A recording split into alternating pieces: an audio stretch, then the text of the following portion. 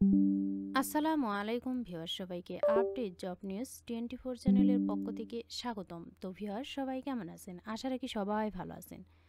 আজকে আমি যে বিষয়টি আলোচনা করব এটা হলো এই যে কোটা সংস্কার আন্দোলন হলো, এটা থেকে প্রাইমারি শিক্ষক নিয়োগে কোটা আগের মতোই বহাল থাকবে নাকি তুলে দেওয়া হলো, এ সম্পর্কে ভিডিওতে আমি বিস্তারিত বলে দেওয়ার চেষ্টা করব।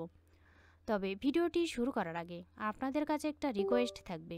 আপনি যদি এই চ্যানেলে নতুন হয়ে থাকেন তাহলে প্লিজ সাবস্ক্রাইব করবেন এবং পাশে থাকা যে বেল আইকনটি রয়েছে তাতে অলে ক্লিক দিয়ে রাখবেন, যাতে আমি পরবর্তী ভিডিও আপলোড দেওয়ার সাথে সাথে সবার প্রথমে আপনার কাছে নোটিফিকেশন চলে যায়। এছাড়াও আমি আমার চ্যানেলে নতুন নতুন ভিডিও আপলোড দিয়ে রেখেছি, চাইলে দেখে নিতে পারেন। তো চলুন দেখি।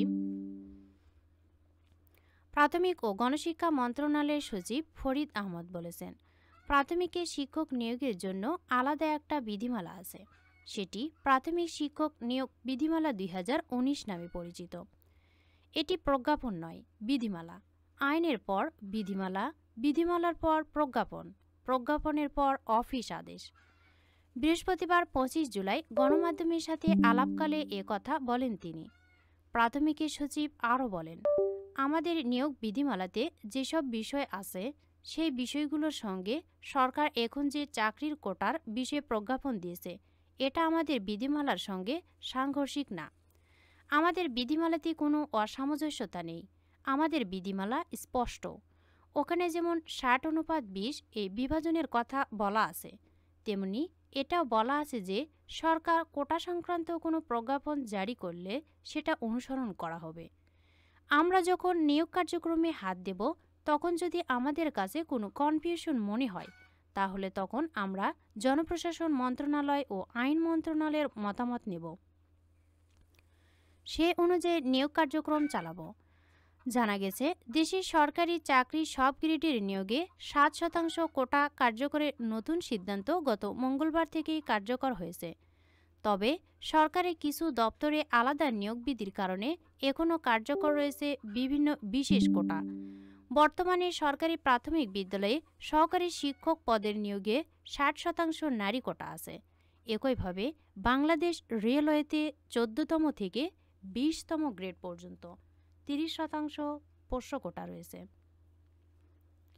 বিভিন্ন সেক্টর ও কর্পোরেশনের নিয়োগ বিধি ভিন্ন ভিন্ন হওয়ায় সেখানে বিভিন্ন কোটা কার্যকর আছে। দেশের সর্বোচ্চ আদালতের রায় অনুসারে সরকারি চাকরির কোটা সংশোধন করে গত মঙ্গলবার জনপ্রশাসন মন্ত্রণালয়ের বিধি 1 শাখা থেকে প্রজ্ঞাপন জারি করা হয়েছে। জনপ্রশাসন মন্ত্রণালয়ের সিনিয়র সচিব মোহাম্মদ মেজবাউদ্দিন চৌধুরী স্বাক্ষরিত ওই প্রজ্ঞাপনে জানানো হয়েছে, সরকার এই মর্মে আদেশ জারি করছে যে সমতার নীতি ও অনগ্রসর জনগোষ্ঠীর প্রজাতন্ত্রের কর্মে প্রতিনিধিত্ব লাভ নিশ্চিত করতে সরকারের বিভিন্ন প্রতিষ্ঠানে, অর্থাৎ সরকারি, আধা সরকারি, স্বায়ত্তশাসিত, আধা স্বায়ত্তশাসিত প্রতিষ্ঠান, স্বায়ত্তশাসিত ও সংবিধিবদ্ধ কর্তৃপক্ষের এবং বিভিন্ন কর্পোরেশনের চাকরিতে বা কর্মে সরাসরি নিয়োগের ক্ষেত্রে সকল গ্রেডে কোটা নির্ধারণ করা হলো।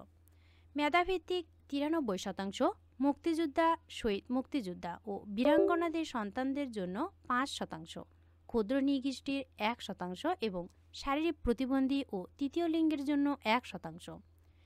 এতে বলা হয়, নির্ধারিত কোটায় যোগ্য প্রার্থী পাওয়া না গেলে সংশ্লিষ্ট কোটার শূন্যপদ সাধারণ মেধা তালিকা থেকে পূরণ করা হবে। প্রজ্ঞাপনে আরও বলা হয়, 2018 সালে জনপ্রশাসন মন্ত্রণালয় থেকে জারি করা পরিপত্র সহ আগে জারি করা এই সংক্রান্ত সকল পরিপত্র, প্রজ্ঞাপন, আদেশ, নির্দেশ, অনুশাসন রহিত করা হলো। এ আদেশ অবিলম্বে কার্যকর হবে। তো ভিউয়ার্স, আপনারা জানতে পারলেন যে প্রাইমারিতে যে আগে যে কোটা বিদ্যমান ছিল, অর্থাৎ নারীদের কিন্তু 60%, এটা কিন্তু এখানে উল্লেখ করা হয়নি, ওই আগের কোটায় বিধিমালা রয়েছে। ভিডিওটি ভালো লাগলে অবশ্যই লাইক, কমেন্ট এবং শেয়ার করবেন। আরও নতুন নতুন ভিডিও পেতে চ্যানেলটিতে অবশ্যই সাবস্ক্রাইব করে রাখবেন। এতক্ষণ ধৈর্য সহকারে ভিডিওটি দেখার জন্য সবাইকে ধন্যবাদ। সবাই ভালো থাকবেন, সুস্থ থাকবেন। আবারও দেখা হবে নতুন কোনো ভিডিওতে। আজকের মতো এ পর্যন্তই। আসসালামু আলাইকুম।